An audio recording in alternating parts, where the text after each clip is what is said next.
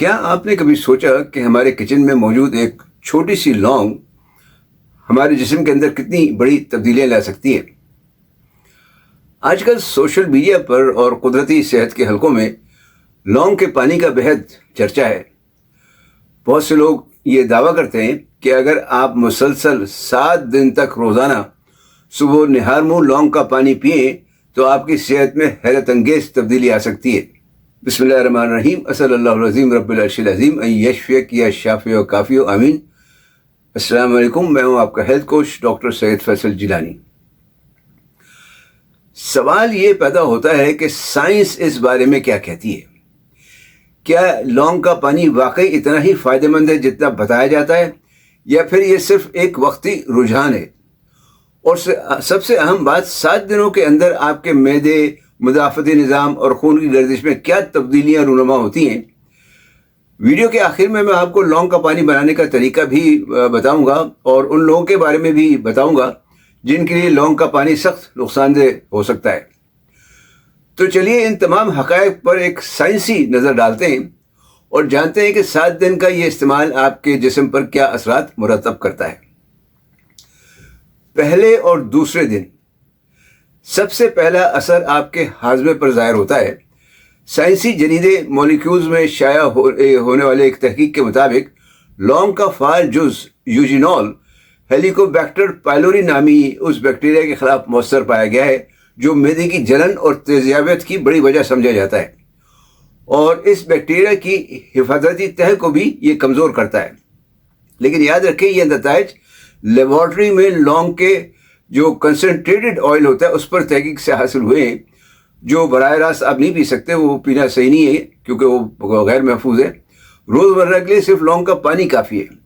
اگر آپ کو کھانے کے بعد پیٹ پھولنے، گیس یا بھاری پن کی شکایت رہتی ہے تو ان 2 دنوں میں آپ کو ہلکا پن محسوس ہونا شروع ہو سکتا ہے۔ تیسرے اور چوتھے دن تک پہنچتے پہنچتے لونگ کا پانی آپ کے جسم کے اندرونی دفاعی نظام پر کام کرنا شروع کر دیتا ہے۔ جرنل آف فنکشنل فوڈز میں شائع ایک تحقیق کے مطابق لونگ میں موجود پولی فینولز جسم میں گلوٹاتھیون نامی ایک طاقتور اینٹی آکسیڈنٹ کی مقدار کو 6 گنا تک بڑھا دیتے ہیں، اور ساتھ ہی جگر کے فنکشن اور آکسیڈیٹو اسٹریس پر بھی پازیٹیو یا مثبت اثر ڈالتے ہیں۔ سادہ زبان میں یہ اینٹی آکسیڈنٹس ان نقصان دہ مالیکول سے لڑتے ہیں جو خلیوں کو کمزور کرتے ہیں اور تھکاوٹ کا باعث بنتے ہیں۔ اسی تحقیق میں یوجینول کو جسم کے جو سوزش پیدا کرنے والے جو راستے ہوتے ہیں ان کو دباتے ہوئے بھی دیکھا گیا ہے، جس کا فائدہ ان لوگوں کو مل سکتا ہے جنہیں جوڑوں میں ہلکا درد یا صبح اٹھ کر جسم میں جکڑن سی محسوس ہوتی ہے۔ 5ویں اور 6ٹھے دن اگر آپ کی شوگر اور میٹابولزم کی جو ہے وہ بڑھتا ہے، یعنی شوگر بڑھتی ہے، تو BMC کمپلیمنٹری میڈیسن تھراپیز نامی سائنسی رسالے میں شائع ایک تحقیق کے مطابق صحت مند اور پری ڈائبٹک افراد کو 30 دن تک لونگ کا پولی فینول عرق دیا گیا، اور کھانے کے بعد ان کی شوگر کی سطح میں 27% تک کمی دیکھی گئی۔ اسی تحقیق میں فاسٹنگ شوگر اور کولیسٹرول اور ٹرائیگلیسرائڈز میں بھی بہتری نوٹ کی گئی۔ اب سوچیں، اگر ایک مکمل عرق 30 دن میں یہ ایسا دکھا سکتا ہے تو 7 دن تک روزانہ لونگ کا پانی پینا اسی سمت میں ایک مثبت قدم ہو سکتا ہے۔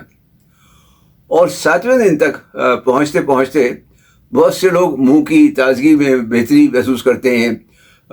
جو آرکائیوز آف اورل بایولوجی نامی جریدے میں شائع ایک تحقیق کے مطابق لونگ کے کنسنٹریٹڈ آئل اور یوجینول کو منہ میں موجود ان بیکٹیریا کے خلاف آزمایا گیا جو دانتوں کی خرابی اور مسوڑوں کی بیماری کا سبب بنتے تھے، اور نتائج سے پتہ چلا کہ یہ جراثیم کو مؤثر طریقے سے کم کر سکتا ہے۔ یہاں بھی وہی بات یاد رکھیں کہ یہ لیبارٹری کا خالص تیل تھا، یعنی کنسنٹریٹڈ اور پیور آئل۔ اسے کبھی براہ راست منہ میں نہیں استعمال کریں۔ روزمرہ کے لیے صرف لونگ کا پانی ہی کافی ہے، اس سے ہی آپ کلی وغیرہ کر سکتے ہیں۔ اسی ہفتے کے آخر تک جب ہاضمہ بہتر ہو چکا ہوتا ہے اور جسم میں سوزش کم ہو چکی ہوتی ہے تو کچھ لوگوں کو جلد میں ہلکی چمک اور صبح زیادہ اپنے آپ کو چست اور بیدار محسوس کرتے ہیں۔ تو اس کا بھی بعض لوگوں کو تجربہ ہوا ہے۔ یہ کوئی الگ سے کوئی ایسا معجزہ نہیں ہے، بلکہ پچھلے 6 دنوں کے اثرات کا مجموعی نتیجہ ہے جو لوگ لونگ کا پانی پیتے ہیں ان کے لیے۔ اب یہاں ایک سوال آپ کے ذہن میں ضرور آ رہا ہوگا کہ ڈاکٹر صاحب اگر لونگ اتنا ہی فائدہ مند ہے تو کیا زیادہ لونگ ڈالنے سے زیادہ جلدی فائدہ ہوگا؟ جواب ہے جی نہیں۔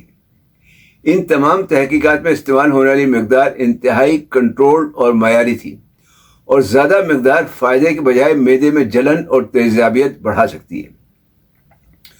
تو اب میں بتاتا ہوں کہ لونگ کا پانی کیسے تیار کرنا چاہیے۔ لونگ کا پانی بنانے کا سب سے بہترین اور محفوظ ترین طریقہ یہ ہے کہ 2 سے 3 عدد لونگیں، زیادہ نہیں، 2 سے 3 عدد لونگیں، انہیں رات بھر ایک گلاس سادہ پانی میں ہلکے گرم پانی میں بھگو کر چھوڑ دیں۔ صبح لونگیں نکال دیں اور اس پانی کو آہستہ آہستہ چھوٹی چھوٹی گھونٹ میں، چسکیوں میں پی لیں۔ جیسے پہلے میں نے کہا کہ زیادہ فوائد کی لالچ میں 5-6 سے زیادہ لونگ استعمال نہ کریں، کیونکہ اگر بہت زیادہ استعمال کریں گے تو وہ نقصان دہ ہوگی۔ اور نہ ہی لونگ کے خالص تیل کو، کنسنٹریٹ آئل کو پانی میں ملا کر پئیں۔